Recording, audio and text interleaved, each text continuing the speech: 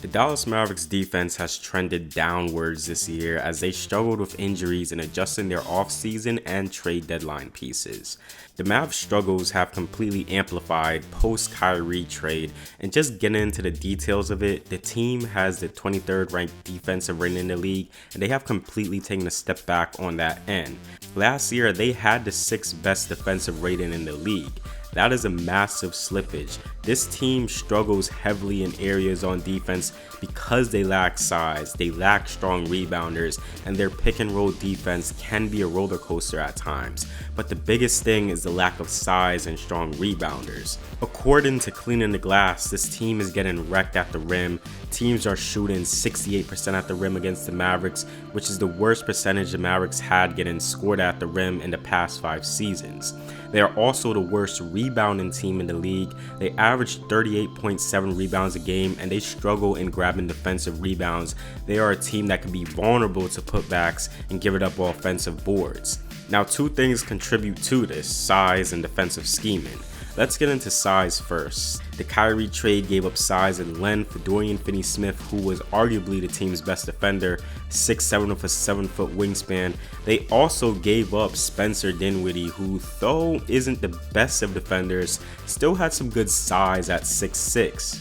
Dallas now struggles with the size and length, mostly in terms of wings along the perimeter, throwing out lineups of Luka, Kyrie, THJ, Bullock, and Powell. Now, this smaller lineup is due to lack of personnel, and they are kind of not really a team that can afford to play small ball. One reason being, with a smaller lineup, you ideally want to play fast. You want to beat teams before they set their defense up and play up tempo. But this team plays with the 2nd lowest pace in the league, and that's kind of how it's going to be with a Luka-led offense. You're mostly going to be a half-court team. That's where the Mavs offense is at its best, where Luka can take his time to dissect the defense. The Mavericks rank in the 24th percentile in transition opportunities. They don't have that other gear where they can run and gun or quick run and get out and get into their sets quickly, but for the most part, with Kyrie and Luka leading the way, the offense has been good. There are times where defenses are like, hey, let's just double Luka and let these other dudes beat us, and that amplifies a lot when either Luka or Kyrie are on the floor by themselves. The 3-point shooting for the Mavs are key, and it can be inconsistent, and because of that, it puts a strain on Luka and Kyrie to have near perfect games. The Mavericks are capable of scoring, but they find themselves often in grinded out situations where they are neck and neck with their opponent, and they haven't been the best of teams in clutch situations.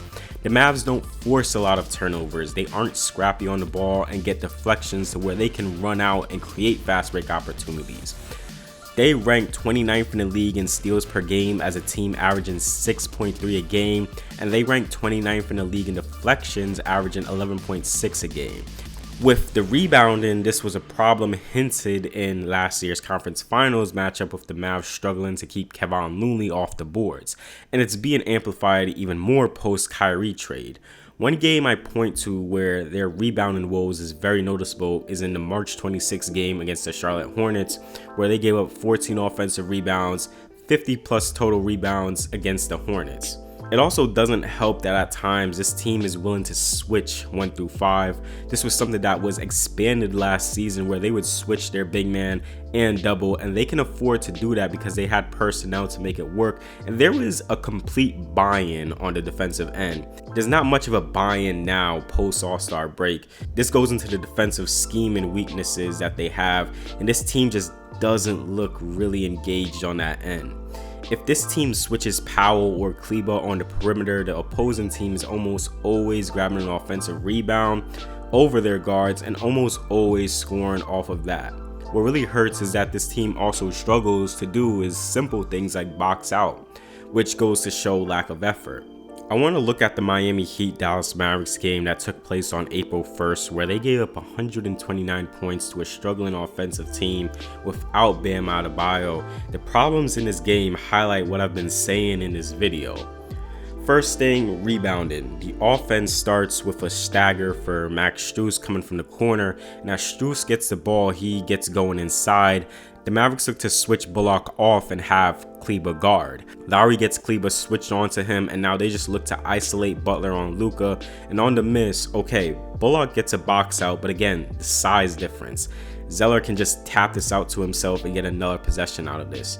Now, there are 4 Mavericks near the ball. The Heat do a good job getting the ball out.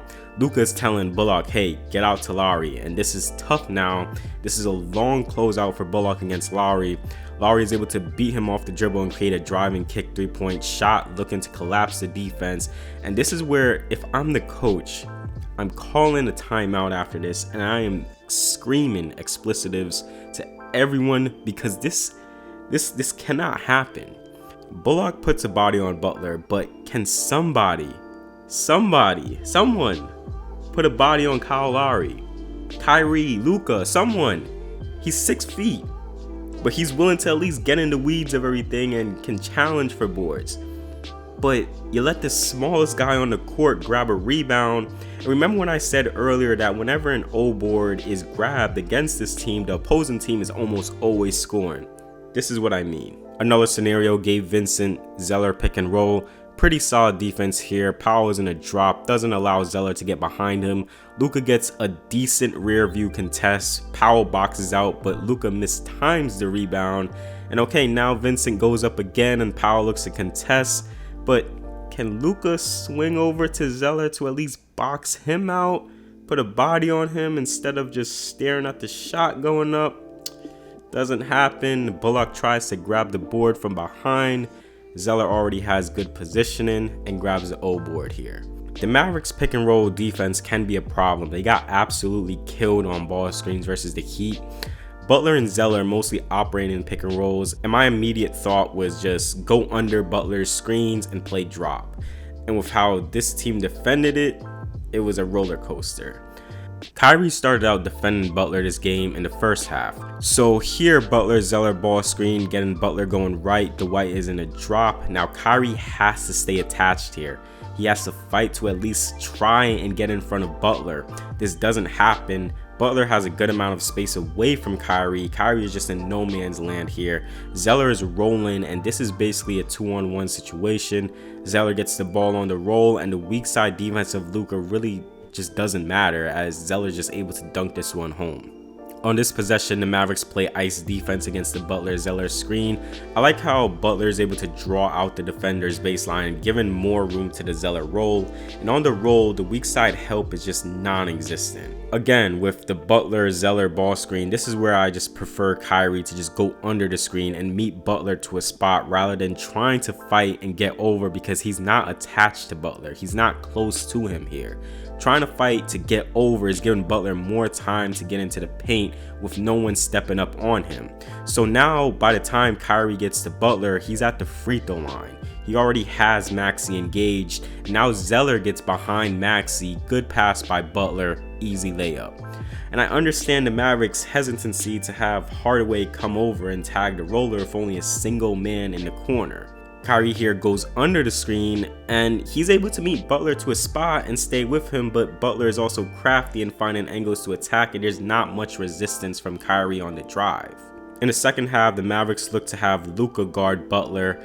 This here was actually some good pick and roll defense. Zeller ghosts the screen for Butler as he drives in. Luka is staying with him, and as Butler engages Powell, Luka slides down low to take away the pass to Zeller, and Butler burps up a bad shot and they secure a rebound. Good defense here. But then after they do this, Miami goes into an empty side pick and roll of Butler and Zeller. At first I thought, why are the Mavericks playing Butler so high? And also, maybe this was supposed to be a Luka and Powell switch. Watching this in normal speed, but when slowed down, it looks like this is just Powell first playing at the level of the screen and flown into a drop, backpedaling. Not the best screen by Zeller, but does enough to where he gets Luka out of position and not in front of Butler. So now Powell is worried about Butler driving in now, which allows Zeller to get behind Powell. Nice bounce pass and an easy layup. It's really looking like the Mavs will miss the play-in. It's been a roller coaster season that they had a lot of problems rise for this team. The Luka Kyrie ceiling can grow even more, I believe, but they need to retool their roster to add a wing or a center to where they can lean on to be a key defensive player for them. That'll wrap it up for this video. What are your thoughts on this Mavericks team? What is their future looking like? who should they pursue in the offseason? If you enjoyed the video, please do give it a like and subscribe to the channel for more breakdowns like these. Before that being said, I'll see you all in the next video.